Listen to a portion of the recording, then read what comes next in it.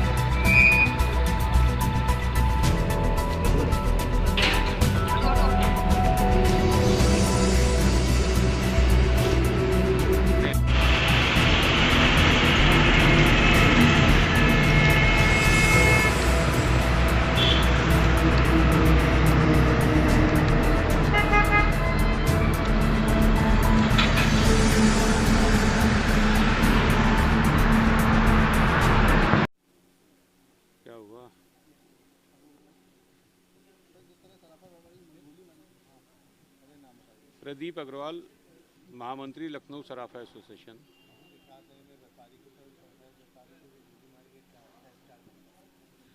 हम लोगों को अभी शाम को जानकारी मिली कि अभिषेक जी, जिनकी रिंग रोड पे बद्री सराफ के नाम से दुकान है, इनकी दुकान पर शाम को भी कुछ लोग आए थे जो न्यूसेंस कर रहे थे, और उसके बाद जब ये दुकान बंद करके अपनी वाइफ के साथ अपने घर जा रहे थे तो इनकी कार को ओवरटेक करके दूसरी कार से रोका गया और जबरन इनकी कार खुलवाने की कोशिश की।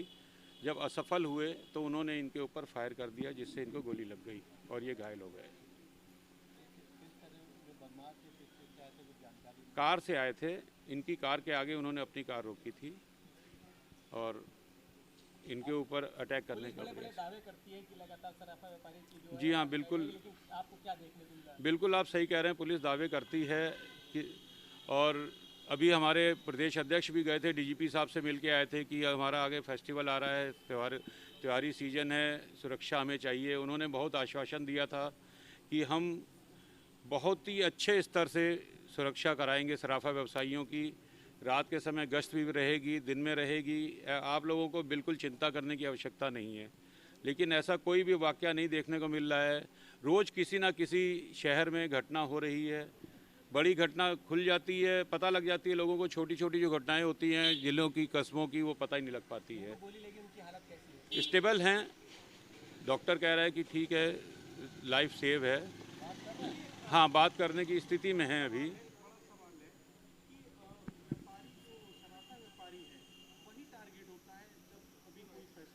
बिल्कुल सही कह रहे हैं आप। सराफा व्यापारी देखिए दोनों तरफ से टारगेट होता है, चोरों बदमाशों से टारगेट होता है, पुलिस के द्वारा भी टारगेट।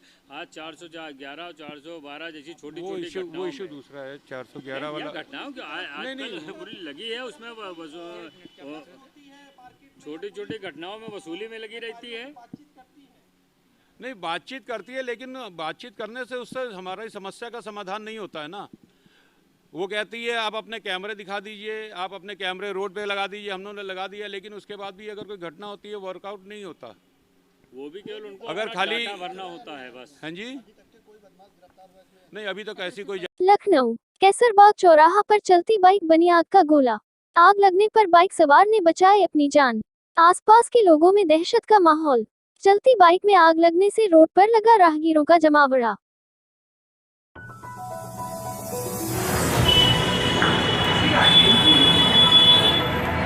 अरे पानी को डंपर है नहीं।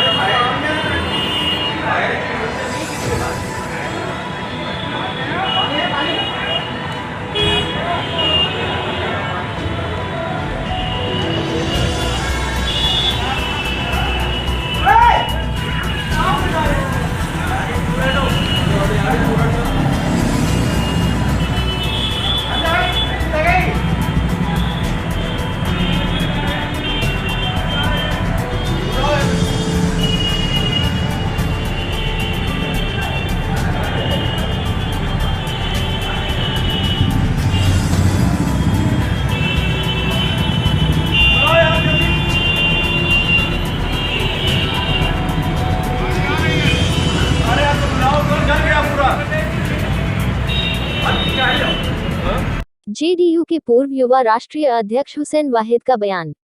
यूपी में बिजली का संकट है, दिल्ली में वो काम केजरीवाल ने बेहतर करके दिखाया। संघर्ष की राजनीति है आम आदमी पार्टी। पत्रकार बंधुओं को मेरा नमस्कार। आज बहुत प्रसन्नता की बात है कि पूर्वांचल पीपल्स पार्टी, जो पूर्वांचल के लोगों के अधिकारों के लिए सतत संघर्ष करती रही है, जिसके नेता आदरणीय अनूप पांडे जी का अपना एक लंबा राजनीतिक इतिहास है, मुझे बहुत खुशी है कि आम आदमी पार्टी की नीतियों में विश्वास करते हुए, आम आदमी पार्टी की नीतियों से प्रभावित होकर और हमारे दिल्ली मॉडल जो केजरीवाल सरकार के शिक्षा पे, स्वास्थ्य पे, बिजली पे, पानी पे काम हैं, उन कामों से प्रभावित होकर और विशेष तौर से पूर्वांचल के लोग जो दिल्ली में रहते हैं, उनके लिए हमारी सरकार ने जो तमाम लाभकारी योजनाएं वहां पर चलाई हैं, उन सारे मुद्दों से प्रभावित होकर कई महीनों से हमारी इनकी लंबी बातचीत चल रही थी और आज इन्होंने अपनी पार्टी का विलय अपने सैकड़ों साथियों के साथ आम आदमी पार्टी में करने का निर्णय लिया है। मैं हृदय की गहराइयों से इनका स्वागत करता हूं, अभिनंदन करता हूं आम आदमी पार्टी परिवार में। दूसरा, हुसैन वाहिद साहब हैं। हुसैन वाहिद साहब जनता दल यूनाइटेड की युवा शाखा के राष्ट्रीय अध्यक्ष रहे हैं और इसके साथ साथ लंबे समय तक हिंद मजदूर किसान पंचायत में मजदूरों और किसानों के लिए स्वर्गीय जॉर्ज फर्नांडिस साहब के साथ मिलकर काम इन्होंने किया है और आज की तारीख में उसके भी ये वाइस प्रेसिडेंट है, राष्ट्रीय उपाध्यक्ष हैं। इसके साथ साथ अलीगढ़ मुस्लिम यूनिवर्सिटी के छात्र संघ के अध्यक्ष भी रह चुके हैं। तो ऐसे हमारे साथी हुसैन वाहिद साहब, वो भी आज आम आदमी पार्टी परिवार में शामिल हो रहे हैं। उनका भी मैं हृदय से स्वागत और अभिनंदन करता हूं। हमारे साथ आदरणीय संतोष दुबे जी हैं, जो शिवसेना के उत्तर प्रदेश के प्रवक्ता हैं और अपने तमाम साथियों के साथ आज आम आदमी पार्टी परिवार में आप शामिल हो रहे हैं। संतोष दुबे जी लगातार शिवसेना में रह के वो सक्रिय राजनीति में उन्होंने अपनी महत्वपूर्ण भूमिका निभाई है। हमारे बीच में आदरणीय राजीव सचान जी, जो कि इनका भी मैं बता दूं आपको कि राजीव सचान जी आज इसमें पार्टी में साथ ही शामिल होने का इन्होंने फैसला लिया और ये अच्छी बात है कि आम आदमी पार्टी का परिवार लगातार बढ़ रहा है। आपका युवा जनता दल में प्रांतीय महासचिव रहे, उसके बाद रालोद में प्रदेश प्रवक्ता रहे और विभिन्न राजनीतिक दलों में बड़े बड़े पदों पर रहे। ऐसे हमारे साथी राजीव सचान जी, वो भी राजवीर सिंह सचान जी, ये भी आज आम आदमी पार्टी परिवार में शामिल हो रहे हैं। मैं राजवीर सिंह सचान जी का हृदय से स्वागत और अभिनंदन करता हूं। मैं हमारे बीच में भाई दिलीप पांडे जी हैं, उनके साथ भी काफ़ी बातचीत इन दिल्ली के विधानसभा के मुख्य सचेतक हैं। मैं उनसे भी चाहूँगा दो शब्द इस अवसर पर कहें, उसके बाद हम लोग पार्टी ज्वाइन कराने की प्रक्रिया शुरू करेंगे। और संजय भैया, दिलीप भैया, हुसैन वाहिद साहब, दीपक जी, दिलीप भरद्वाज साहब, सारे मेरे साथी, मेरे भाई।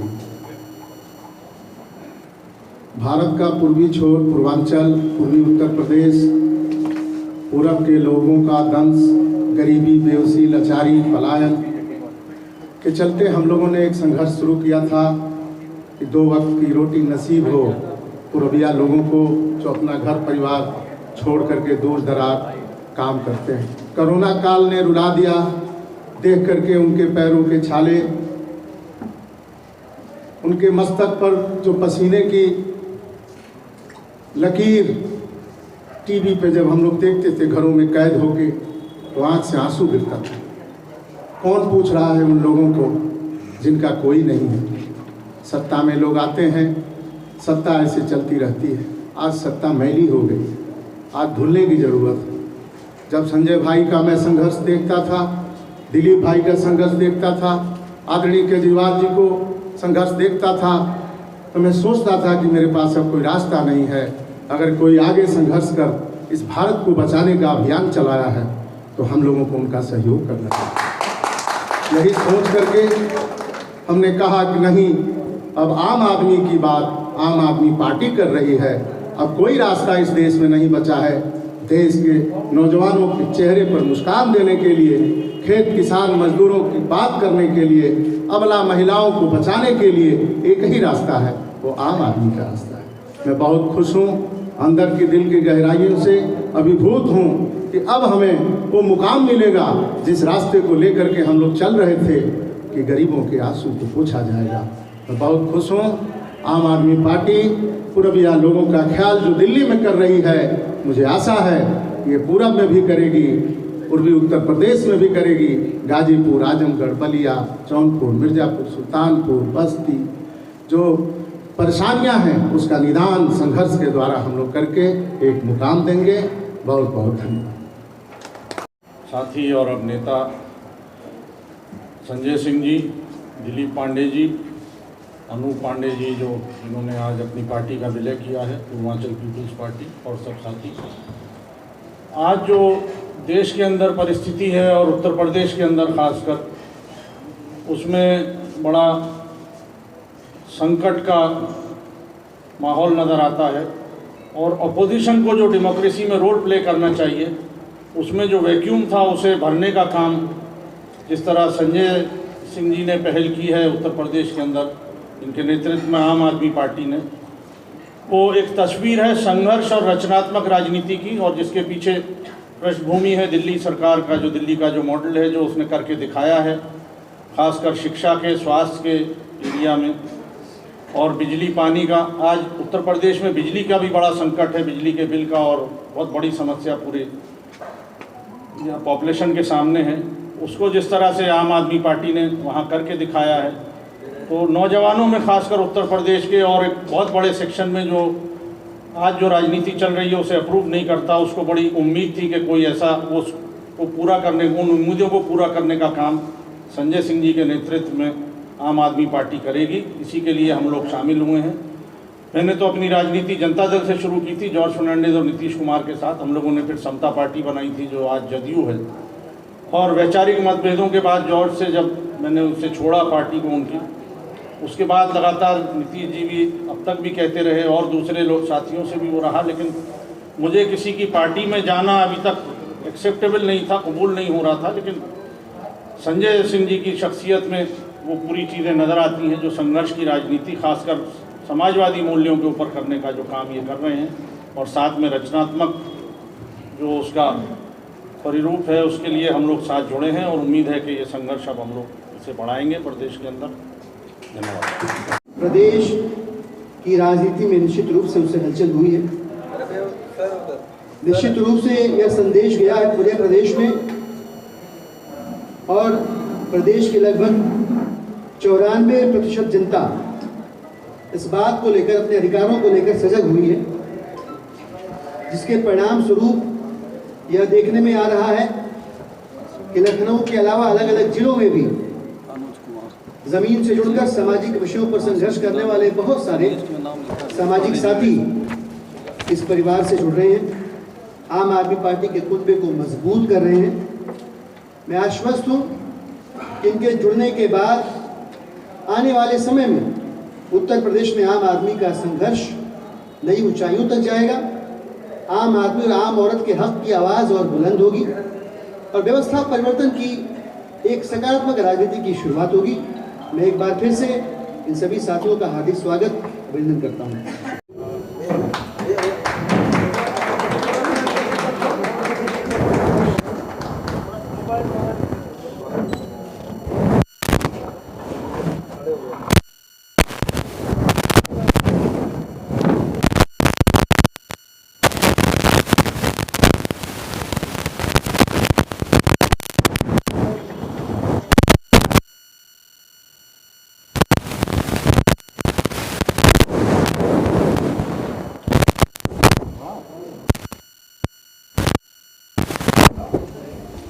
लाइए।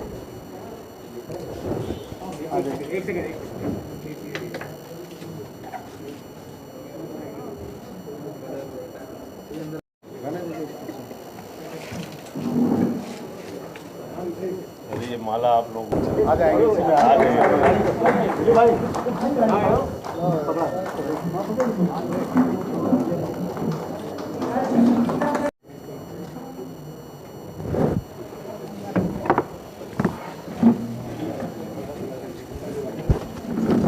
लखनऊ की सड़कों पर राह चलते लूटपाट करने वाले गिरोह के 4 सदस्यों को पुलिस ने गिरफ्तार किया है। पुलिस का दावा कि बीते 2 महीने पहले महिला से हुई लूट की वारदात को इसी गैंग ने आज अंजाम दिया था, जिसे देर रात मुखबिर की सूचना पर गिरफ्तार कर लिया गया।